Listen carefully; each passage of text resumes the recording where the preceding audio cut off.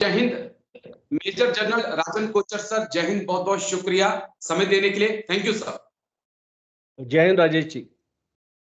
शुक्रिया सर, क्योंकि आज कारगिल दिवस है।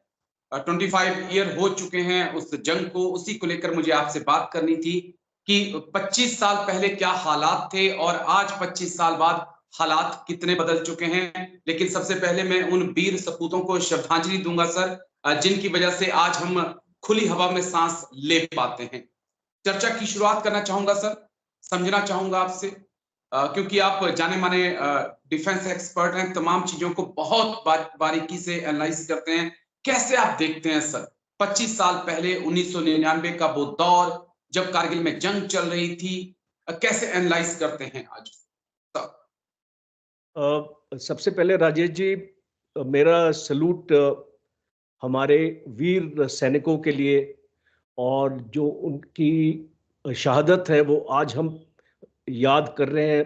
25वीं एनिवर्सरी है कारगिल दिवस की, और देश पूरी नम्रता से इस कुर्बानी को याद करता है। और आज आप और हम अपने घरों में अगर सुरक्षित हैं तो वो भारतीय फौज की वजह से है। जी। अब के क्वेश्चन पे आते हैं कि आपने 25 साल के बाद आप कारगिल को कैसे देखते हैं। कारगिल एक बहुत ही इम्पोर्टेंट उदाहरण है कि किस तरीके से फौज को हमेशा अपनी तैयारी और करके रखनी चाहिए। वो एक ऐसा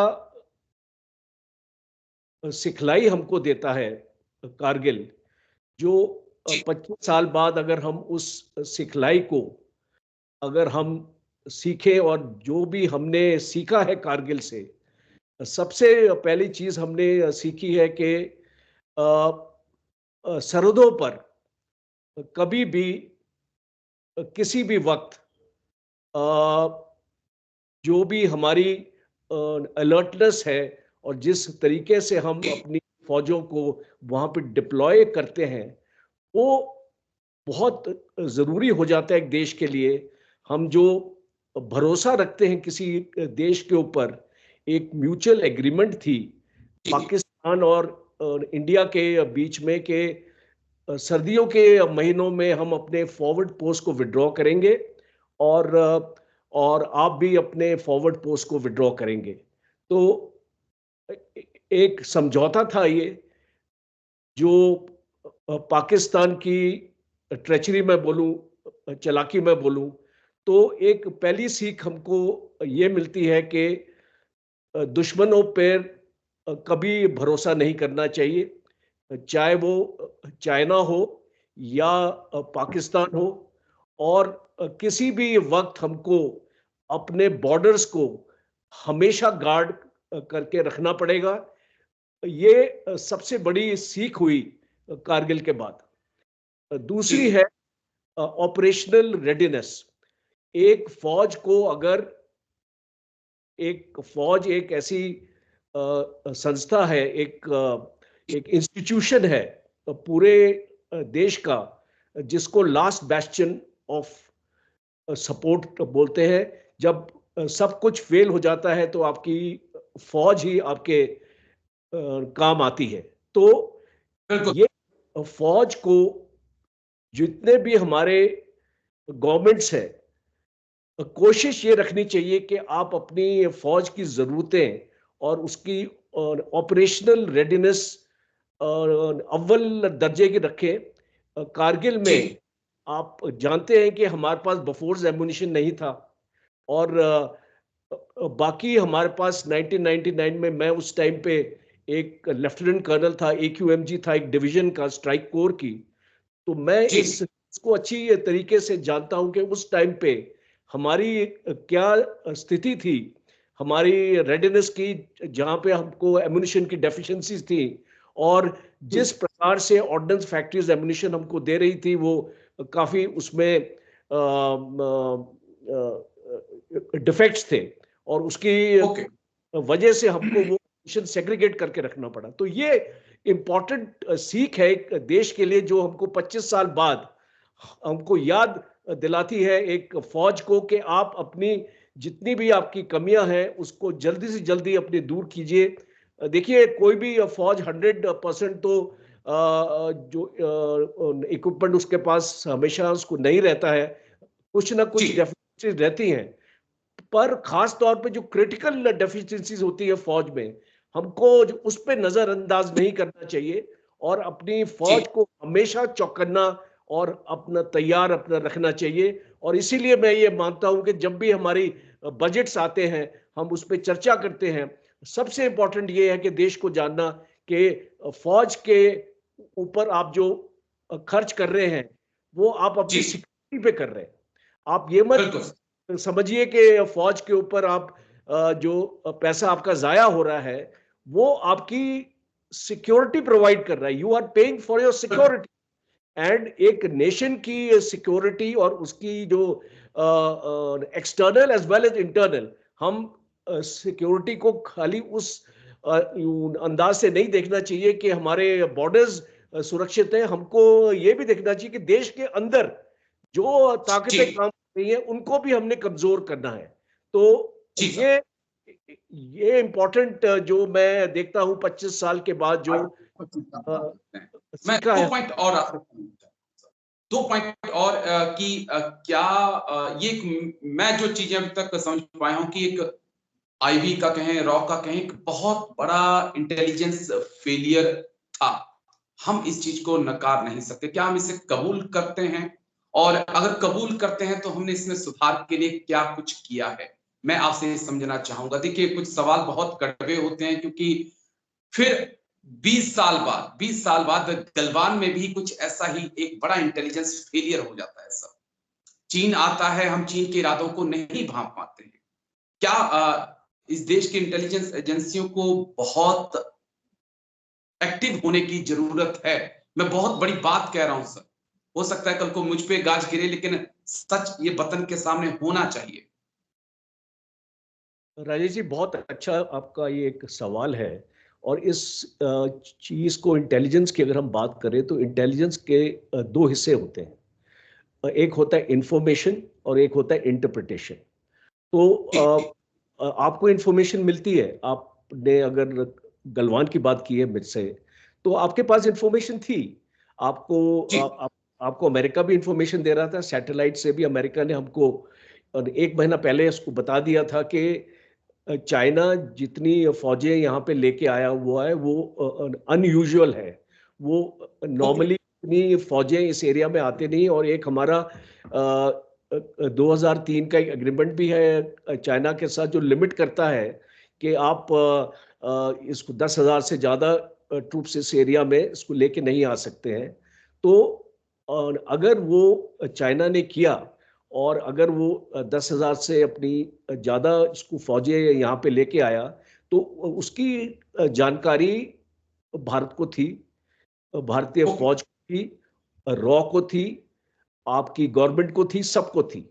तो अब दुश्मन की इंटेंशन को भापना भी बहुत जरूरी होता है। इसको मैं बोलता हूं इंटरप्रिटेशन।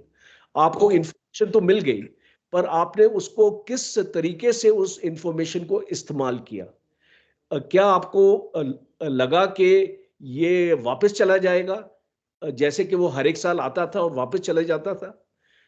और अगर आपने ये आपका अनुमान अगर आपका गलत था तो उसका भुगतान आज हम कर रहे हैं कि चाइना इतने हैवी डिप्लॉयमेंट में वहां पे आया था, अपनी हैवी स्ट्रेंथ में आया था और वो बिल्कुल वापस गया। और वो वापस नहीं गया तो हम इस चीज को इंटेलिजेंस फेलियर मानेंगे। जानकारी होते हुए भी आपने उसको अपने दुश्मन के इरादों को आप ठीक तरीके से परख नहीं पाए हाँ और आपने उसको अंडर एस्टिमेट किया। तो ये एक इम्पॉर्टेंट सीख होती है। और अगर हम कारगिल की बात करें तो वहां पे तो फौज देख रही थी कि पाकिस्तान की कंटोनमेंट में तो कोई हरकत नहीं हो रही है।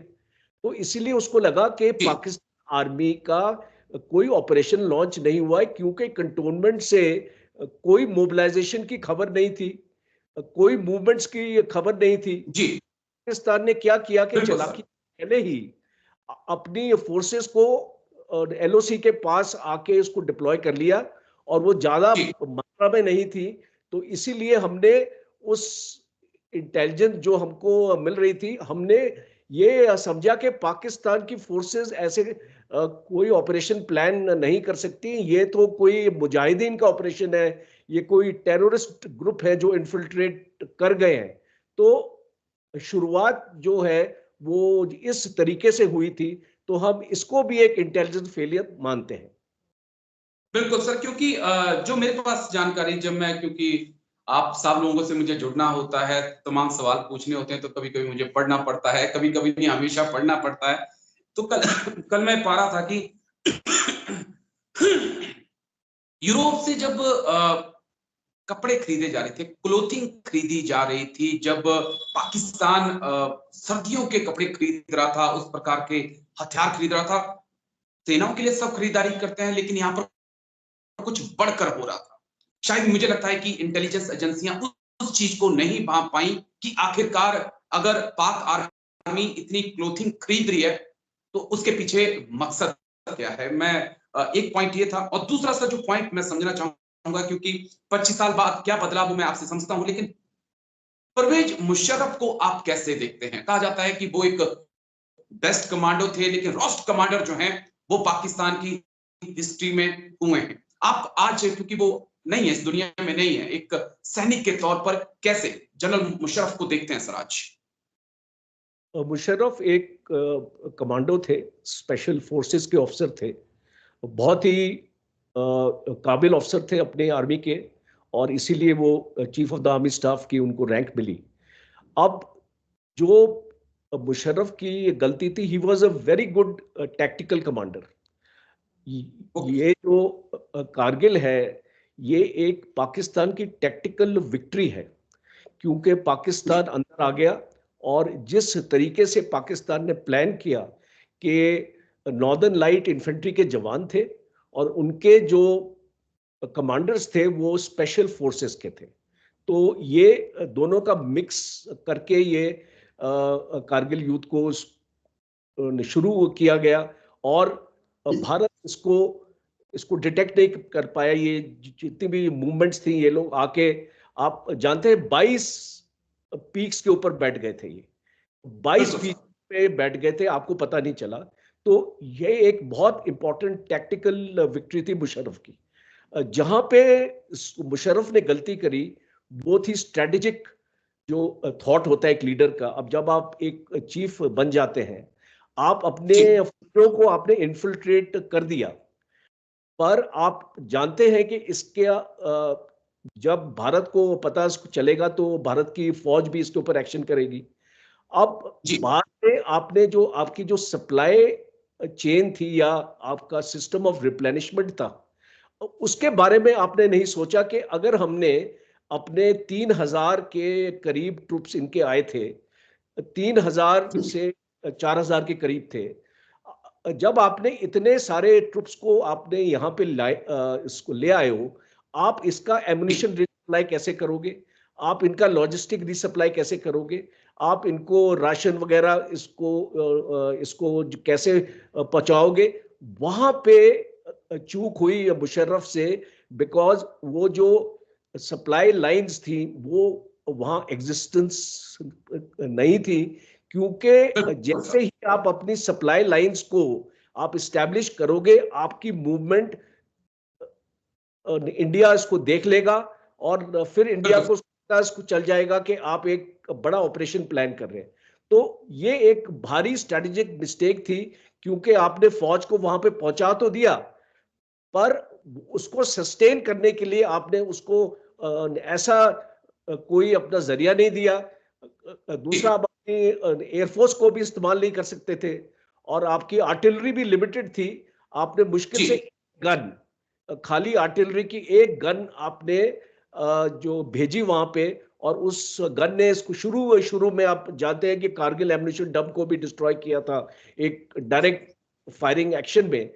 तो मैं इसको मुशर्रफ को मानता हूं that he was a great tactical leader, but a failure as a strategic leader. Okay sir, बस आखिरी पॉइंट मुझे आपसे समझना है, लंबा वक्त आपसे मैंने ले लिया है। आज 25 साल बाद कितना बड़ा चैलेंज आप देख रहे हैं? हालात कितने बदल चुके हैं? तकनीक आ चुकी है, साइबर वॉरफेयर हैं, ड्रोन आ चुके हैं, रडार हैं, वेपन लोकेटिंग रडार हैं, सैटेलाइट लगातार हिंदुस्तान की घूम रही हैं, अमेरिका आपको खुफिया जानकारियां साझा कर रहा है आपके साथ। लेकिन पड़ोसी मुल्क दो जो हैं, जो दोनों ही दुश्मन बन चुके हैं। मैं समझना चाहूंगा सर आपसे शॉर्ट में एक और पॉइंट कि आज हालात कितने बदल चुके हैं और इन हालातों के लिए मेरा देश कितना तैयार है सर? राजेश जी, बहुत इम्पोर्टेंट आपके व्यूअर्स को अंडरस्टैंड करना है कि आज का दौर है टेक्नोलॉजी का, और टेक्नोलॉजी से पूरी आर्ट ऑफ वॉर फाइटिंग बदल गई है। हमारे कमांडर्स को भी इस चीज के बारे में सोचना है कि जो आपने डॉक्ट्रिन्स अपनी बना रखी हैं, 2017 की आपकी मिलिट्री डॉक्ट्रिन है जो अभी तक रिवाइज नहीं हुई है, जो बोलती है कि शॉर्ट एंड स्विफ्ट वॉर। अभी वो उस दौर से हम आगे निकल गए हैं। आगे की लड़ाइयाँ कोई छोटी लड़ाइयाँ नहीं होने वाली है, लंबी लड़ाइयाँ होने वाली है। दूसरा, एक हाइब्रिड वॉरफेयर का एक दौर आ चुका है, एक ग्रे जोन वॉरफेयर का दौर आ चुका है, जिसमें आपको अपना साइबर और स्पेस को मजबूत करना पड़ेगा। आपकी जो कन्वेंशनल आप लड़ाई जो है आपकी, वो बहुत कम लड़ी जाएगी, और साइबर के क्षेत्र में, स्पेस के क्षेत्र में, रॉकेट टेक्नोलॉजी, मिसाइल्स, इस टाइप की, ड्रोन्स का आपने जिक्र किया, इस टाइप की फिर हमको देखनी पड़ेगी। इसीलिए मैं ये समझता हूं कि हम जब अपनी खरीदारी करते हैं, हम इसको टैंकों में इन्वेस्ट कर रहे हैं, हम ऐसी चीजों में इन्वेस्ट कर रहे हैं। आगे वाली इस लड़ाई, ये टैंकों की लड़ाई नहीं होने वाली है। यहाँ ये जो प्रीडोमिनेंट होगी आपकी मिसाइल टेक्नोलॉजी, आपकी रॉकेट फोर्स, आपकी स्पेस की आपकी फोर्स, और आपका साइबर। चाइना के पास ये क्षमता है कि वो आपके पूरे कम्युनिकेशन सिस्टम्स को अगर वो जैम कर देगा तो क्या लड़ाई लड़ेंगे आप? तो इसीलिए आपको आज की डेट में टेक्नोलॉजी पे इन्वेस्ट करना पड़ेगा, आपको टेक्नोलॉजी को फौज के अंदर लाना पड़ेगा, और जितना आप इसको जल्दी कर पाएंगे उतना ही हमारी फौज के लिए सही रहेगा।